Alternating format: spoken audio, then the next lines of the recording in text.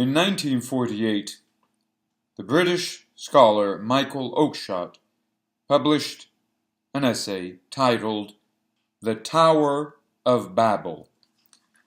Now, this essay is included in a collection of works titled "Rationalism in Politics and Other Essays" by Michael Oakeshott. The essay addresses the problem of the pursuit of ideals and objects to the pursuit of ideals that has become dominant in the modern world. Why does Michael Oakeshott oppose the pursuit of moral ideals? We're raised, generally speaking, we're raised all to cherish this vision of life whereby we pursue moral ideals. What's wrong with that?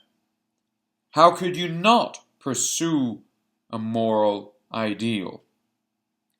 Have people not always pursued moral ideals, values? Oakeshott shows eloquently that it is absolutely not a necessity to pursue moral ideals, that it is not necessarily the best thing to do, although today we might, by and large, be somewhat condemned to pursue that path, right? To tread that path, the pursuit of moral ideals. Let us consider what he says at the end of his essay. He writes of the self-conscious pursuit of ideals, noting that a morality of habit of behavior is dismissed as primitive and obsolete. What does that mean? Habit of behavior. You live without moral ideals. Very simple. You're not trying to pursue moral ideals. The pursuit of moral ideals, whatever discontent there may be with the ideals themselves, is identified with moral enlightenment. And further, it is prized, and has been particularly prized on this account since the 17th century, because it appears to hold out the possibility of that most sought-after consummation, a scientific morality. It is to be feared, however, that in both these appearances we are sadly deceived. The pursuit of moral ideals has proved itself, as might be expected, an untrustworthy form of morality, the spring neither of a practical nor of a scientific moral life. So, what is Oakeshott addressing here as a problem? A progressive vision of life that tells us that we are to pursue, ultimately, this dream of establishing a scientifically structured morality, a moral society that is beyond all prejudice, beyond all myths. A scientific morality would go hand in hand with the open society. Closed societies rely on, foundational myths, as some call them, stories that a scientific morality has no place for.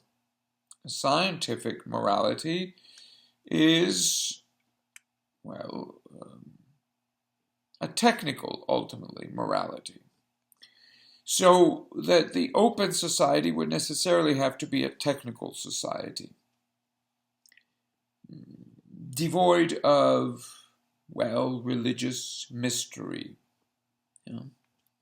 Certainly miracles are out of the window. But let us return to Oakeshott's words.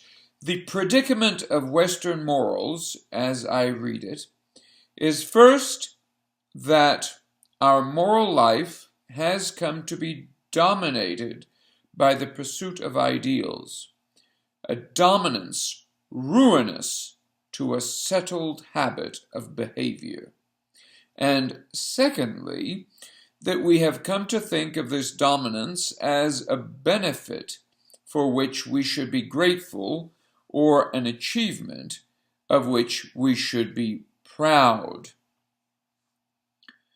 So we are proud of our being, well, somewhat enlightened in the respect that we pursue an ideal that transcends the limitations of old traditional societies. And the only purpose to be served, this is the concluding statement by Oakeshott, the only purpose to be served by this investigation of our predicament is to disclose the corrupt consciousness, the self-deception, which reconciles us to our misfortune. It is a misfortune that we find ourselves in this predicament, pursuing ideals, not being able to settle down and to appreciate what is already there. Pursuing abstractions does not allow us to live a spontaneous life. We are compelled at every moment to pursue what is not there, what we can, or what we're told that we should establish, bring about. The scientific society with its scientific morality, of course. This is at the end of the road. It is implied at what point Oakeshott has already noted, as we read earlier, it appears to hold out the possibility of that most sought-after consummation. Now, we don't necessarily always spell this out or, well, acknowledge, yes, what we're ultimately up to, but all pursuits of moral ideals presuppose, imply, necessarily, if only tacitly, the assumption that the end game would be the establishment of a scientific society, which goes, of course, along with, hand in hand with, it requires a scientific morality. Right. The universal morality, of course, that's what is involved here. The universal society with its universal morality. Nothing beyond. It has realized itself. It has realized the ideal. The ideal is concrete. This is, of course, the modern dream. Hegel articulates this at length. He stands for this open society beyond all, well, older limitations. Ironically, the realm of freedom today, of course, is going to translate into the technocratic regime, which is all but free. The dream of the ultimate free society in Hegel, for instance, has a dark side. In order to really bring it about, in order for this society, this ideal to be realized, it needs technology. It needs technology as a logic, a technological logic. It needs to overcome the thought of what is ultimately hidden. Everything needs to be outward on the plane of phenomena. A completely spiritual, advanced society where we are ultimately in paradise. There is no paradise beyond it. We have realized paradise on earth. Now, when this happens, well, what we have in practical terms is a dark side, which is technocracy. Much as what happens in the case of Marx. With Marx, you have this dream of this realm of freedom. What happens when you try to bring it about, or where it supposedly comes about on its own, is that it is Stalinism, right? So communism in the clouds of some ideological dream, right, is pretty, or can be pretty. Well, it's something that might work for angels, but in practical terms, it is the gulags. In practical terms, it is Stalin. So, what are we up to today? We pursue moral ideals. Now, when we fail to achieve these moral ideals, we can console ourselves. We say, well, at least we tried. Right? It was better than nothing. Michael Oakeshott is right on the mark here, as far as this point is concerned. When we fail, we find consolation, right? When we succeed, it's too late. No sooner have we succeeded in establishing our moral ideal than we are sucked into it and incapable of recognizing that we are deluded. Right? We have deceived ourselves. The emperor is naked. We have extermination camps in our neighborhood, and we don't even recognize it. People are being sent out on trains to godforsaken places, and we don't ask. We don't ask what's going on. The government, the state, a machine of state, tells us what to do. We believe. We read the labels. We trust. We trust in the machine. This is the logic of the machine that we have today. So,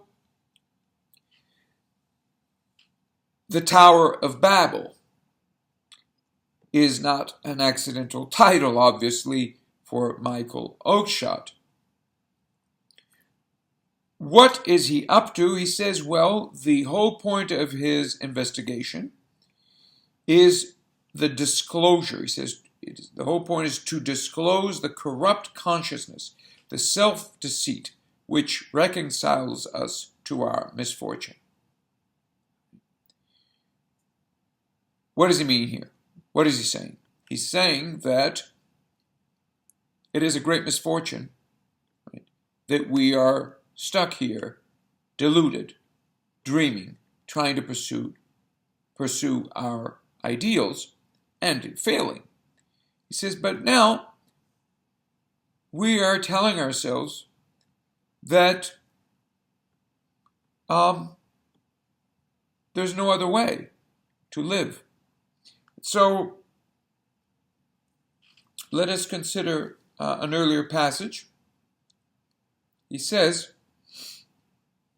in order to make the best of an unavoidable situation, this is a situation we find ourselves in. It's unavoidable at this point, or for now.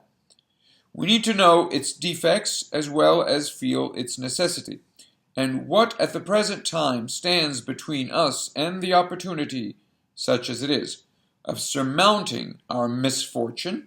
So here is where he speaks of misfortune, is not our sense of the difficulty of doing so, but an erroneous inference we have drawn from our situation. So we saw our situation and we drew an erroneous inference. What is that?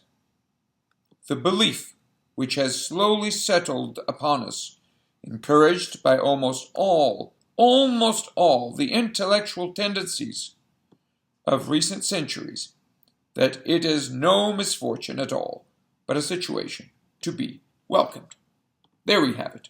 So we find ourselves in this life of compulsion, living this life of compulsion. We're compelled to pursue ideals we fail to realize, and when we realize them, they're hell.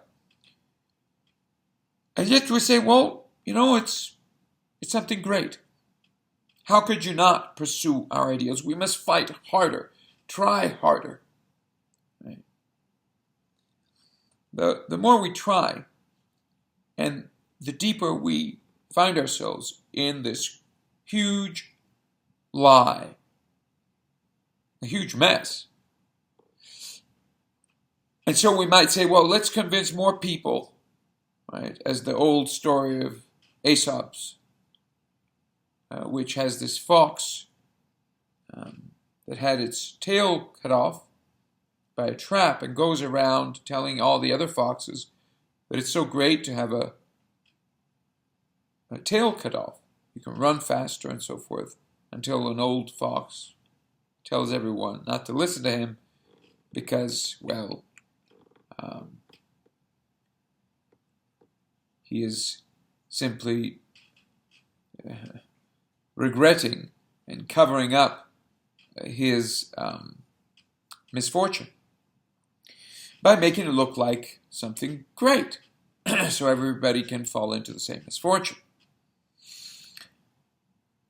This is where we stand today. So Michael Oakeshott does something great. He exposes the corrupt consciousness of the fox. We have many foxes today, telling kids, telling all sorts of all the young people that we have, the young generation. Of course, it's not just foxes, it's the fox machinery, the industry of foxes, or the fox as a machine, that tells them to pursue ideals. This has become so widespread. The failure has become so evident, however, that we are left with a brutish type of ideal that people pursue in practical terms every day, which is what? The technological imperative. People pursue, well, power in the machine.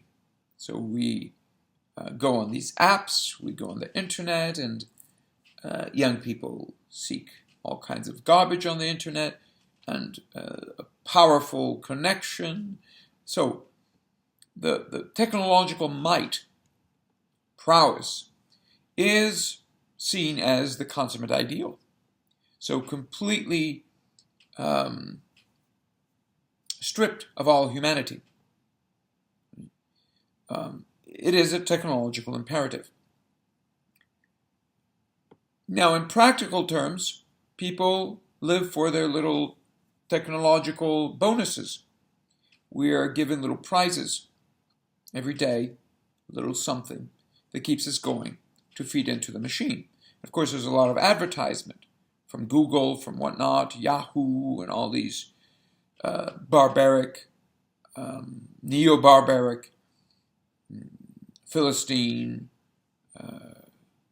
platforms that sell us fireworks, special effects, to entertain us as we pursue this dehumanizing, or transhuman as we call it today, ideal. We are in the belly of self-deception. This was in 1948. Michael Oakeshott, the Tower of Babel, he still had to deal with the technological imperative as we face it today. Of course, the foundations had already been laid out. But the prospect here is, we say, why disclose it? The prospect is one of purgation. We need to purge ourselves of all of this garbage, these expectations, the pursuit, the compulsion to pursue ideals, right? A compulsion that has become absolutely dominant today. Right? As long as we pursue these ideals, we're done with, because no matter how you want to color them as conservative or progressive in ideological terms, they're still feeding into the machine. We're done with. This is universal collective suicide that we're heading for. The only way to avoid this would be to purge our minds, our life, of the compulsion that is part and parcel of this pursuit of ideals. Now, if we can only recognize to begin with that it's not good, that's a great first step. And so this is what Michael Oakeshott is up to. See, he's disclosing the corrupt consciousness, the self-deception, which reconciles us to our misfortune, which tells us it's perfectly fine to live the life of compulsion. It's not fine. It's dehumanizing. It's destroying our civilization, the vestiges that are left of it, really, and we're heading for cataclysmic disaster. That doesn't mean that truth is affected by this, that our nature in itself as human beings is eradicated. That doesn't depend upon what we do. It does mean that we have betrayed as a collective. We have betrayed our mandate as human beings. We have abandoned children to feed into this meat-grinding machine. Schools are simply, for instance, appendixes. They're instruments of this regime, dominated, of course, by the technological imperative. So if we could just recognize to begin with that it's not good to live that life of compulsion, that would be a great first step. Second step would be to purge ourselves of all the lies that we are raised with. And so at the end of that path stands spontaneity. Spontaneity is simple-mindedness, one could say, but that's perfectly fine, because spontaneity is absolutely necessary for the pursuit of what is not an ideal, but of the good life and the good death, which is to say, for living ultimately a philosophical life. And that, in classical terms, means ascending to the divine. Not as an ideal again, but as a foundation of our everyday existence. And it's not done in terms of militant groups of people who are trying to achieve something, but in terms of purging, purification, purgation again. So, spontaneity is a great challenge for us today, great one. But in order to go back to spontaneity, which is the opposite of an ideal to pursue, let it be clear, we would need to concede that the emperor is naked.